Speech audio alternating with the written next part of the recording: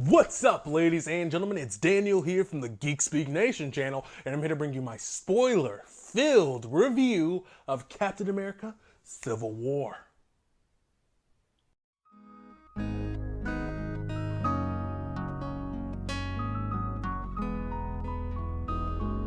So, as I stated before the intro music started playing, this is the spoiler-filled review of Captain America: Civil War. This is probably the first review most people are going to go to because the film has been out for a while. So, yeah, just come straight to this. Or you can go back and watch my other video and see what I rated it at. I'm not going to tell you. I'm not going to tell you. You got to go see the review. Anyways, I do have to say that there's a lot going on in this film. And instead of going plot point by plot point, I'm just going to go character by character. And I really want to talk about each character's plot point and how it overall entwined with the story and how I think the actor did and how it overall affected the story. Because I think this is what the story really is. It's just a bunch of character moments and character beats pulled together to make the overall arc. So, up first, according to the IMDb cast list, is going to be Chris Evans as Captain America. I think Chris Evans does not get enough credit for the work that he puts in as Captain America. And I'm not just talking about diet and workout, which he does fantastically. I'm talking about just his overall commitment to the role of the character. I think that Captain America is a very difficult character to pull off on screen without coming off as cheesy, patriotic, or overly patriotic, or just ethnocentric. You know, I think it's a very difficult character to get right and give him very convincing conflict internally and externally. I think that Chris Evans really has brought an amazing arc to the character from the first Avenger all the way up until Civil War. And he has always been a fish out of water. And he says at the end of the film, he's like, I've been on my own since I was 18. And that really shows throughout all the films that he never feels like he fits in. First Avenger, he wants to be in the military. He gets into the military. He doesn't fit in. Finally starts to fit in as a symbol, but that's only after he goes through all this crap with marketing. Then, once he's a hero, gets frozen in ice. Avengers come around, he doesn't really know how to fit into this new world. He's struggling to become part of the Avengers. And then Avengers 2 comes around, and also Winter Soldier. But in Captain America 2, he really finds himself at odds with the world around him. And he doesn't believe that taking on a threat before it happens is really world security. It's just being judge, jury, and executioner. It's not giving people a fair right or fair judgment. And the whole entire thing with Hydra and never escaping his demons, it's really, really powerful.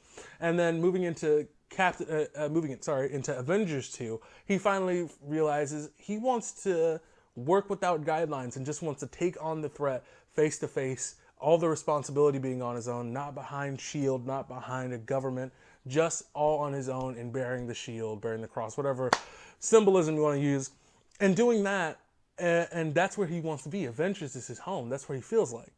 But when the events of Civil War roll around, he's really put into an interesting place, because with the death of Peggy Carter, which is very instrumental in this entire film, which a lot of people overlook, it gives him incentive to go after Bucky, because that is the last piece of his heritage before going under ice that he has left. And to me, that speaks volumes. That speaks like he is not only fighting to save his friend, he's fighting to save who he is as a person, because he doesn't really know what that is anymore, because everything that he has become is at jeopardy with the Sokovia Accords. And I think his argument is really, really strong and really, really powerful, because he's like, no, we give up our right to choose. We give up our right to take responsibility. This just shifts the blame. And I think that's a very important point. And another thing that's overlooked about Captain Rogers' viewpoint on this whole entire thing is that, you can't trust these people and all their ideas. Like, even when he was talking to Tony, and he's like, it's not impossible. I might shine, but, there's got to be safeguards. And then Tony's like, yeah, dude, we can do that. And he's like, we can reinstate you and Wanda. And then Stark's Steve is like, what happened to Wanda? And then he's just like, every time I try to trust you, man, you always pull something. And that's the problem, is trust. And it's so hard to find that in this day and age in the people he's working with. And I think that's just really, really interesting. And that Captain America is someone who believes in such strong ideologies, but they're working against him at the same time. And that truth, justice, and freedom and all that things isn't necessarily obtainable without compromise. And that's really interesting, but he refuses to compromise. And that's what makes him so, just, so darn awesome. That's why we love Captain America.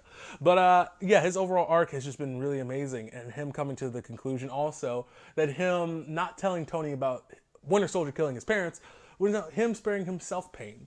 And I think just, man, Captain America has really grown over these films and realizes that in order to protect the world, that he has to become whatever he has to become, but he has his limits and he has what he's going to stand for, and he's going to stand for it no matter what. And it's such a powerful and empowered. I just feel so empowered, man. Just him just being like, nah, I'm not dealing with that. So it's really, really awesome.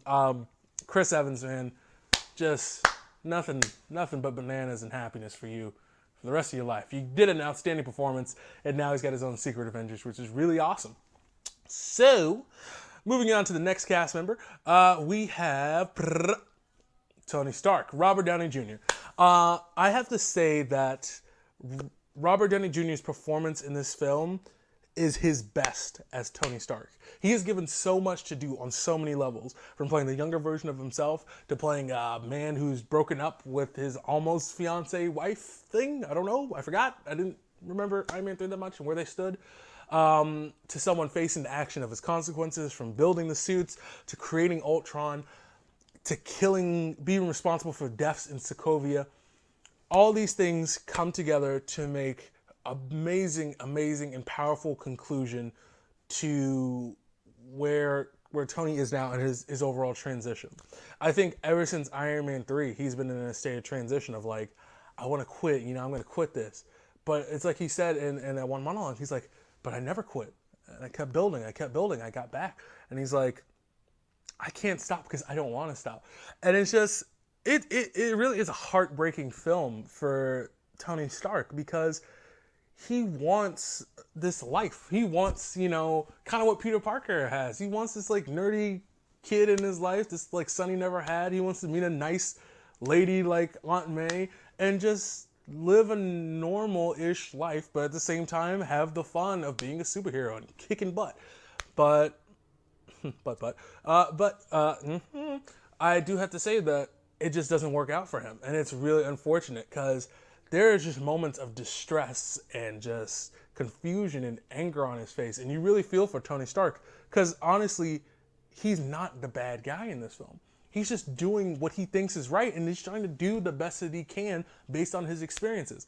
And the scene with him dealing with Charlie Parker and the mother coming up, it's really powerful and really gripping to see how that affected him.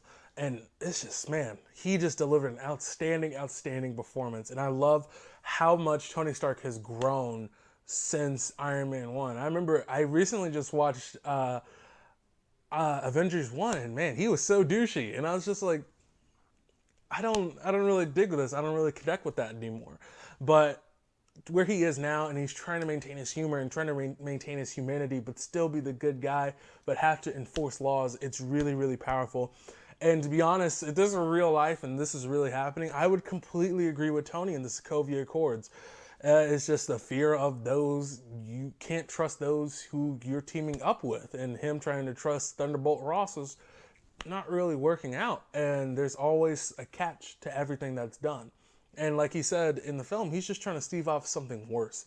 And to see Tony so desperate in this film was really powerful and just really heartbreaking. And I love the conclusion to this arc and him finally, I think, coming to a conclusion of where he wants to stand in this world and the good that he really wants to do. So hats off to you guys. Really, really hats off to Robert Downey Jr. for giving an amazing performance and the writers of this script for giving him a lot to do. So moving on to our next character. Let's see. Oh, and I do have to say the fight scene between them two at the end. Whew. Wow. That was emotional. It's emotional. Anywho, moving on to Scarlett Johansson as Black Widow. Wow, really? She's third in the billing. I would have never guessed. Anyways, Black Widow is really interesting. And I have to say that the Russo brothers handle Scarlett Johansson's Black Widow better than Joss Whedon does in the Avengers. And they're 2 for 2. They're 2 for 2, you know, Whedon and the Russos. And I have to say that what makes the Russo brothers' interpretation of Black Widow much more convincing and much more powerful is that they give her depth beyond her assassin's quality, but give her depth and her own characteristics as a human being and trying to find trust in people and trust in herself and who she can be as a human being. I think a lot of Joss Whedon's perspective came from her own, I don't know, something having to do with her own sexuality and a lot having to do with her commitments to other people. And I think the sexuality part comes out in Avengers 2 in her relationship with Hulk.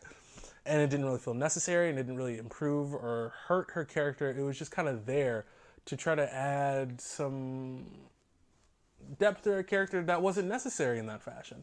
And I think when you look at what the Russo brothers were able to do with Winter Soldier and Civil War, which showed Natasha Romanoff as someone with a tortured past that you don't really have to get into, but she wants to be a good person now and she wants to help people, but she notices the terrain like, okay, but to gain trust, you have to do this and that.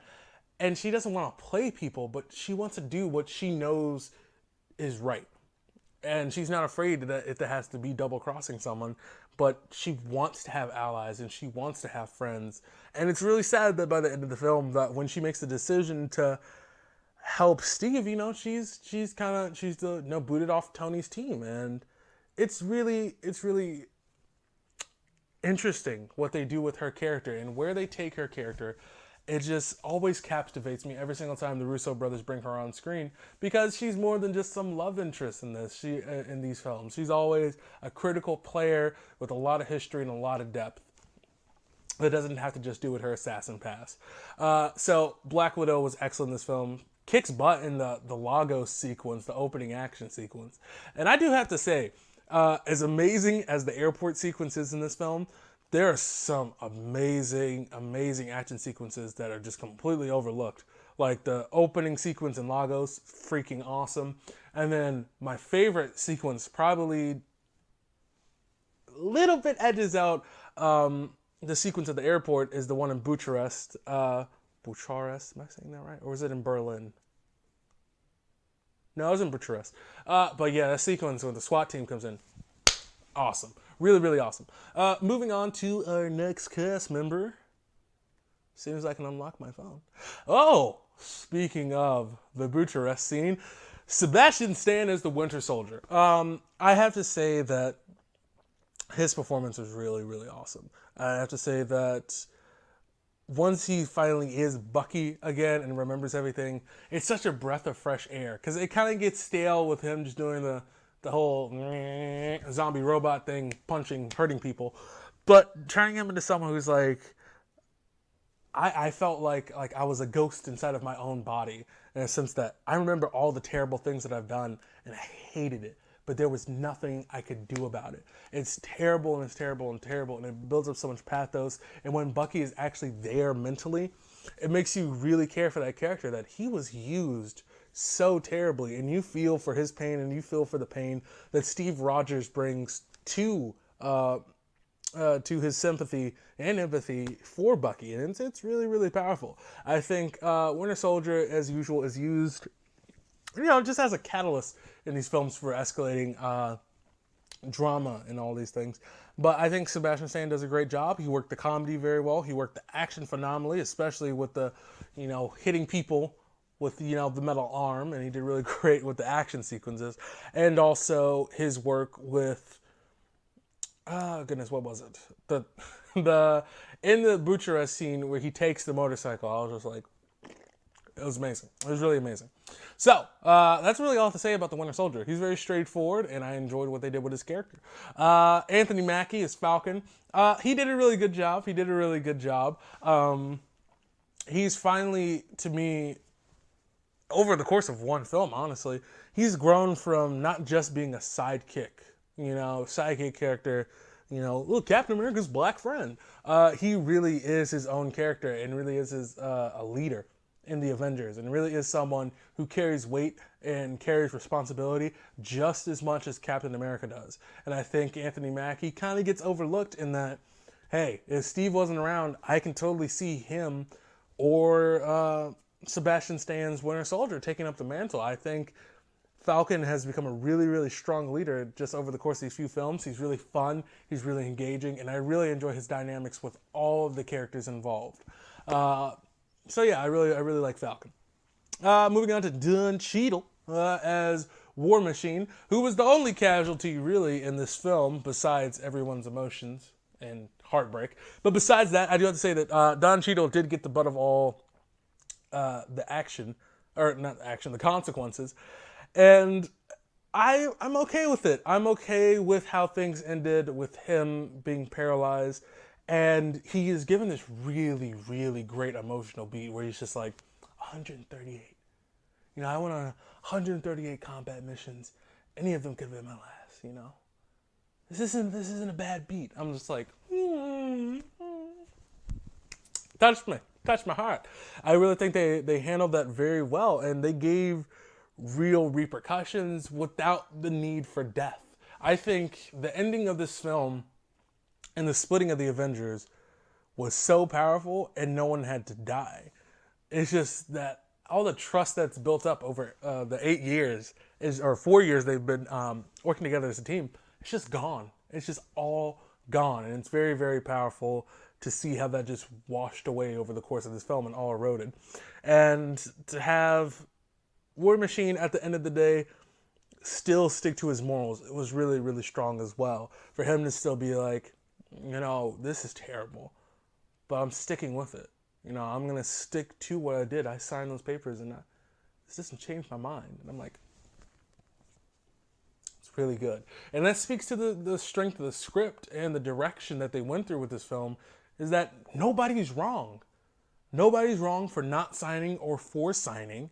It's just everyone has strong convictions and strong reasons for what they did, and it all makes sense, and I completely agree with it. Now, moving on to the next character, Jeremy Renner as Hawkeye. Again, I really like where they have him now. Coming out of retirement, having him be the family man. It was a crazy thing kind of thrown in Avengers 2, but it completely worked. Added more depth to his character, added more fun.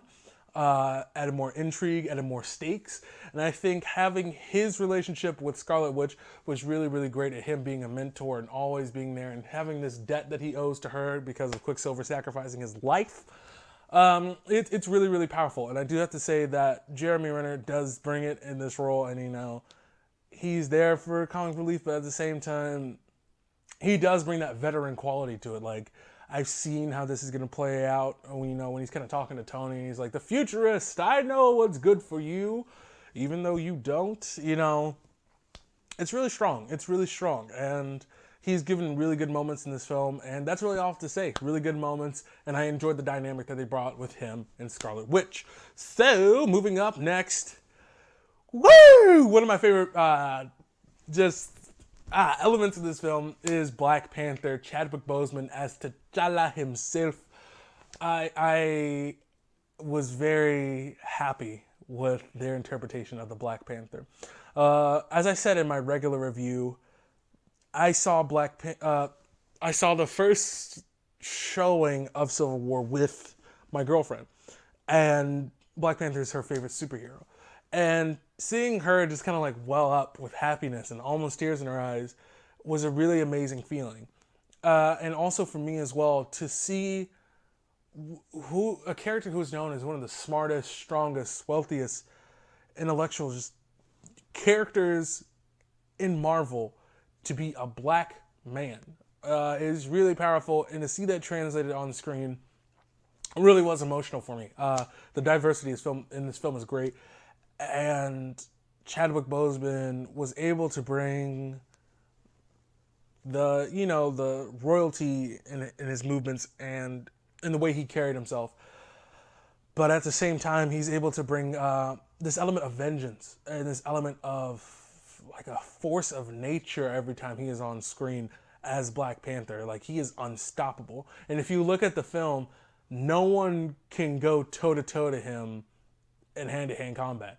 Cap couldn't take him alone. Bucky couldn't take him alone. Because there's multiple times he almost died if he wasn't for him being saved by either Captain America or Scarlet Witch. Black Panther almost killed Bucky. And he could take on Bucky even without his vibranium suit, which was crazy even of itself. And his martial arts was really awesome. Their portrayal of Black Panther was really, really powerful. And it just made me so excited for whatever Ryan Coogler and their team is going to do for the Black Panther movie. I think it is long overdue. And I'm not, I don't feel shame for getting into this or like, oh, this is a touchy topic. But no, we need, as a society and as a community of nerds and geeks, to have diversity in film and meaningful diversity. As much as I love Falcon, and as much as he's finally become a strong player and leader in and of itself, I don't want someone who's, he's the sidekick to this character. He takes orders from this guy. Black Panther is a black king of a country, the wealthiest country in the Marvel Cinematic Universe. In comics, he's awesome. It's so awesome, and it makes me feel so empowered, and it's great. I love it. I love it so much, and I hope you guys do too, because it's really amazing. And I'm really proud of what they've done with this film, and I really want them to keep it up, and just keep it up, man. Black Panther's a yes for me. His action was great. And I love his arc at the end where he's just like, no, the vengeance. I'm done with vengeance. It will no longer consume me. Nah, the living must have you. Whoa. Then I broke the chair. So yeah, I really like that. Paul Bettany as Vision, good. They really played up the humor with him, and they hinted at his relationship with Scarlet Witch, which the scene was kind of dragged out a little bit with their romance. But I do have to say, Vision was good. It didn't explain, though, why he completely didn't engage in the fight in the airport sequence. That really didn't make sense to me. But overall, this just kind of makes me more excited for where they take Vision in the future, not necessarily what they're doing with Vision now. I think it's going to be interesting once he's developed more and once he's built up more rapport with other characters. In the meantime, let's go up to the next person, and that's going to be Elizabeth Olsen as Wanda Maximoff, a.k.a. Scarlet Witch. And I do have to say, okay, I got a crush on Elizabeth Olsen. I can't deny it. All right, she's cute. I don't know what to say. Anyways, Elizabeth Olsen's performance is really, really great because you actually do see growth in her character, her confidence, and her westernization as a character. You do see that as well in the way she talks, the way she acts, the way she dresses. It's very, very different. From even up to her posture is different than it was in Age of Ultron. And I think she brings in this interesting element of immigrants and foreignism and all these crazy different things with politics into the world of the Marvel Cinematic Universe, and what rights do these people have, and would you give rights to a person who's considered a weapon of mass destruction? But at the same time, she shouldn't be viewed in that way because she's just a kid. She's young and she doesn't know. All she knows is that she was in war and fought and lived in an impoverished city and lost her brother and is just trying to survive. And I really liked that she felt like she had a family here. And that when things started to crumble, it's like she was losing her family and she didn't know what to do. But to see her stand up and fight, and to see her constantly gain confidence and find where she feels is the right thing is really powerful. And she's a really fun character to me. And it's really fun to watch her explore what it means to be a hero and what it means to do the right thing and if it's all worth it. And I just really loved her arc in this. I really think it was fun. And her being the catalyst for everything that happened was really good too. It added more weight to her character. And I think it's really good. What they were able to bring for Scarlet Witch. And I want more of her. The more Scarlet Witch, the better. Anyways, next up is Paul Rudd as Ant-Man, aka Scott Lang. He was here for the comic relief, but he did his job, and he was really, really fun, and it was great seeing him on screen, as usual. And I do have to say that his giant man moment was pretty incredible. And that's really all there was to Ant-Man in this. He just was, he was comic relief, and he was having a good time, and it was really fun to have him in there, and it'll be interesting to see how the events of this film affect his own personal life and him trying to get back and reconnect with his daughter and his ex-wife, or is it ex-girlfriend or ex-wife? I can't quite remember. But rekindling that relationship with his family and things like that, and making sure that's going smoothly. But at the same time, I love the idea of we go to Ant-Man for the crazy, kooky heist or doing something that's illegal and trying to do the best thing out of it. I love that sense of just realness of Paul Rudd's character going into the foyer of the entire adventure, of him just being like, hey, I'm here to just do the right thing. I'm just a regular guy. And I really love that. Up next, we have Emily Van Camp. I'm trying to think of where else I've seen her. Can't remember. But she portrays Sharon Carter. She was fine. She was fine. It was fine. I don't know why I did it like that. But I think Sharon Carter's character was fine. She's a strong female character, which I enjoyed. But really, a lot of her weight and emotional gravitas that came from her actually comes from the death of her Aunt Peggy. And the words that she leaves, that Aunt Peggy leaves Sharon it's really, really powerful.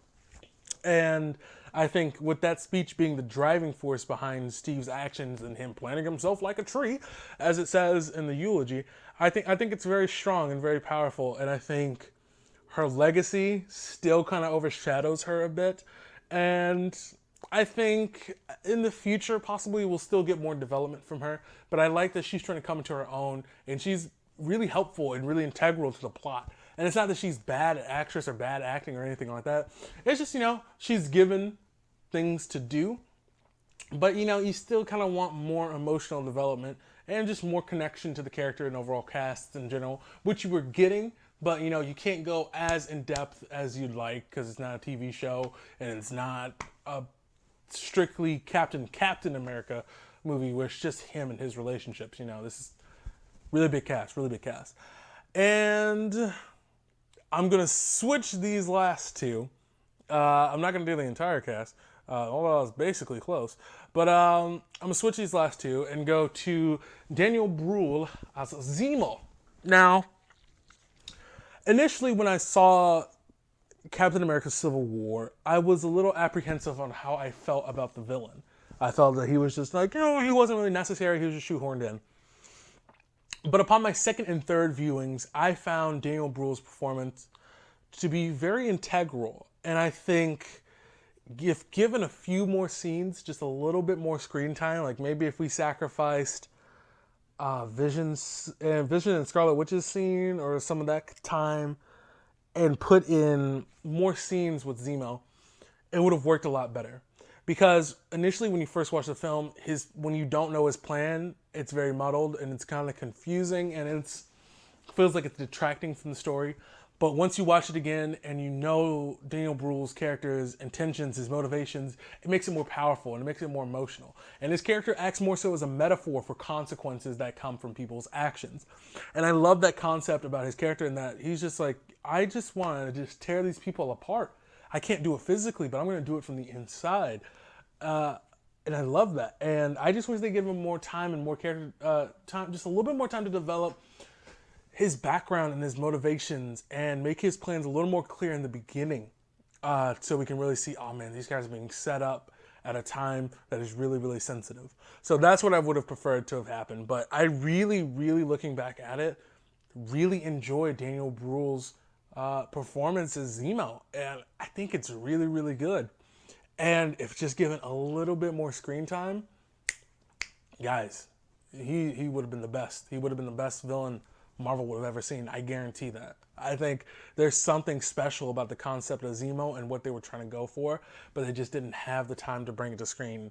Yeah, so that's how I feel about it. I think since I've had time to digest it and had multiple viewings, that's where it sits with me. I think a lot of people, crapped all over him because you saw it once and you're just like, but looking back at it, I see how it's integral to the plot. Zemo's arc and his motivations, but at the same time, could have had more weight. Now moving on to the final character I'm going to talk about, and that is Tom Holland as Spider-Man.